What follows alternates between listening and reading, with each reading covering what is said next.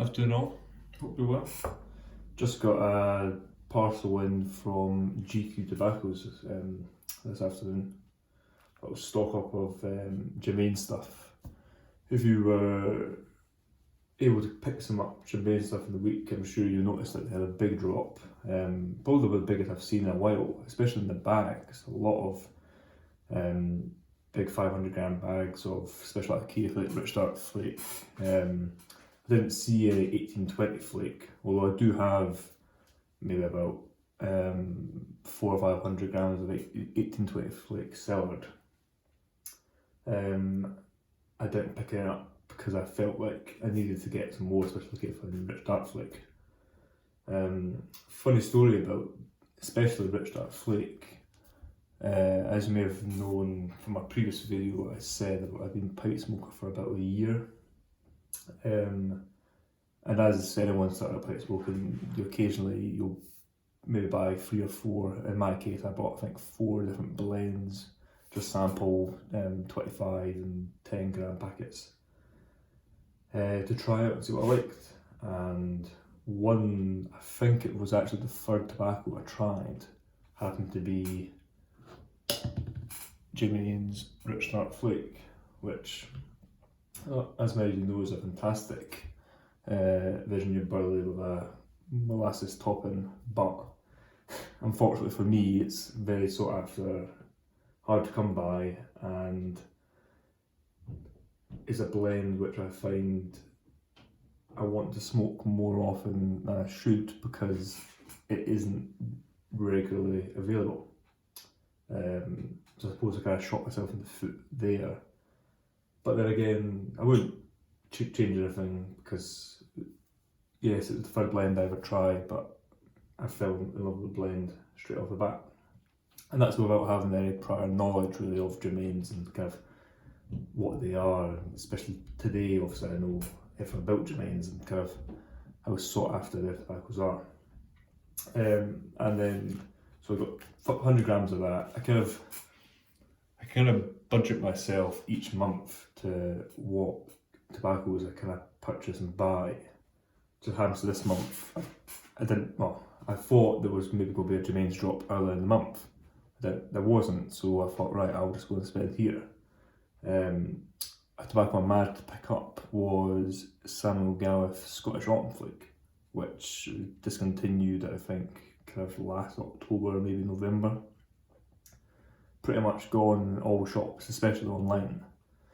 Whereas my local B&M, because where I live, Edinburgh is the closest city, which has a few tobacconists. I usually class them as my local B&Ms. To where I managed to pick up 3 tins of Scottish Rotten Flake, which I was surprised about because I knew it was gone the majority of shops. It's one of those blends I feel that if you are searching for it, you're most likely to find it at a local B&M, kind of maybe an obscure shop, because it's impossible to find online. So I picked myself a tin of that, and I've also done, this month for the first time, is a few orders from the States. I've done an order from Smoking Pipes of using their super saver shipping to do almost a kind of trial tin, to where I've ordered just 1 tin using the cheapest shipping. I think it was $4. So the whole tin, so the tin shipped worked out to be cost me about like £10.50, which tobacco here, 50 grams, there's a standard price to where you're paying roughly about £15, 60, 70 for 50 grams of any tobacco, irrelevant of the brand or the quality. So it's a lot cheaper, but it's also the fact that obviously there's a lot of American blends that I would like to try which aren't available here. So that's kind of an experiment. And the second order I've done is from Watch City Cigars. I've seen a lot of videos, whether it was on Professor Jeremiah's channel or the Virtual Pipe Club, the interviews. I think his name's Ernie from Watch City. Intrigued me, and I've since then went on to watch City, seen there's a lot of high quality tobaccos. I've seen a lot of reviews praising their tobaccos. So I've ordered a few blends from Lem to experiment with.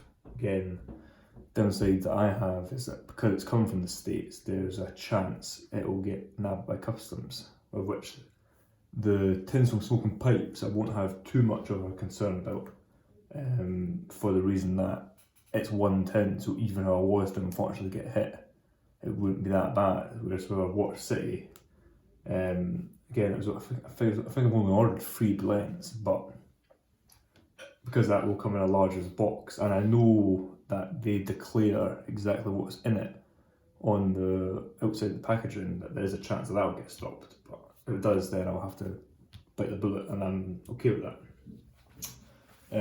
So yeah, I've got that 3 blends in. Another thing I've put in is these Boveda packs. I use Boveda packs exclusively to humidicate my cigars. I've experimented with quite a lot of stuff, but I've always found this to be the best. So that, I had to answer the door. Yeah, I was saying about the Boveda packs. I pretty much exclusively humidify these themselves. They're very mess free. Before I would use either the beads or I would use the humidification liquid, put it in the filter, and it would, I think it was a 70% humidity produce. But I found that about 2 years ago that leaked on I think 4 or 5 cigars, which just completely ruined them. And after that I kind of got a bit annoyed with it. And then I found these Boveda packs. You just open up the cellophane, throw them in the humidor, and they work almost straight away. Along with that, I've got the Boveda Butler, which is a little Bluetooth hygrometer which is connected to an app on my phone, so it means that anywhere in the house at any time without actually opening the humidor I can check the humidity and temperature. And it's the same with if I'm out and about, I can go into the app, check my phone, I can see the temperature and the humidity of the humidor, just ensuring that the cigars are kept at the right humidity. But yeah, so pretty happy about stocking up some more Rich Dark Flake and Special Ikea Flake. I don't know what happened to the Special Ikea Flake. I had it in my basket, I went to order it and something went wrong, and I refreshed the page and half the tobacco just instantly disappeared, so I just quickly managed to get on and get it, which I'm glad about. Obviously with GQ getting their shipment, other places will get theirs, so I'll hopefully maybe get some more Special Ikea Flake. Like I said, it's the wrong label on that jar, still need to put my Rich Dark Flake label on that, but that's another 100 grams going in that jar for the cellar. So on top of my smoking jar and the tins I've got myself for Rich Dark Flake, I think that's me fine for now. I'd probably top up on some more Special Ikea Flake.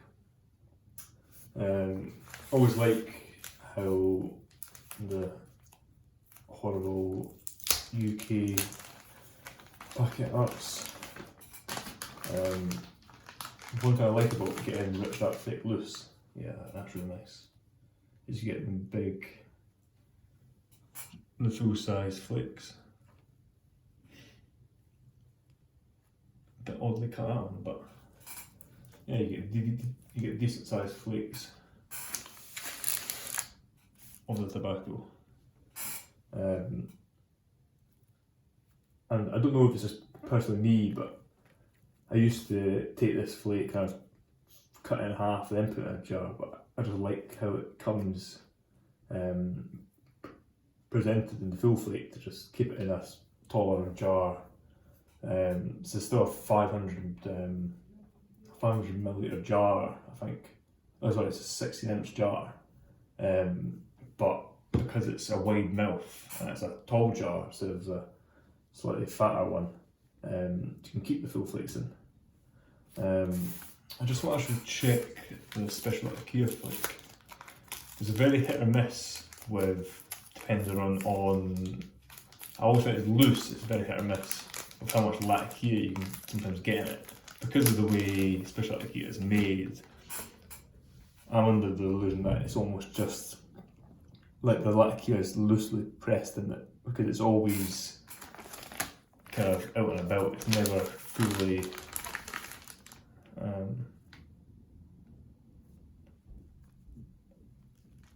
out. That looks pretty good, to be honest. You can tell it's directly from 500-gram bag, because all the flakes are semi intact there. But it seems to be blended together fairly decently. I couldn't tell you last time I picked up special IKEA flake loose where it was still together that much. Normally it's all thrashed together. But as you can see, the gradient there, you get bright Virginias, nice yellow Virginias there. You can see the colour differentiation going to the black here. Like, it's a very, I love the blend, but it's a very weird process blend how it's done. Compared to the Root Dark Flake, where it's obviously all bolted into a flake, it's obviously pressed all as one. I still think that this is pressed almost in 2 stages, because lacquer just falls out of it. And also with different lacquer flakes and Balkan flakes, that isn't necessarily the case if it's been completely pressed together. So yeah, I'll get these jarred up, and I'll get those Boveda packs in the humidor. I use the 69% for my long-term aging cigars and boxes. I use the 72 in my humidor for when it's a smoke, because I don't know about anyone else, but my humidor, I can never get 72, but I'm not fussed about having 72. If I put the 72 in my humidor, I can get about 69. And the 69 in my box humidor, which is just a big plastic, but you see tub kind of plastic bin, maybe fits about, could probably fit about 10-15 boxes if I wanted.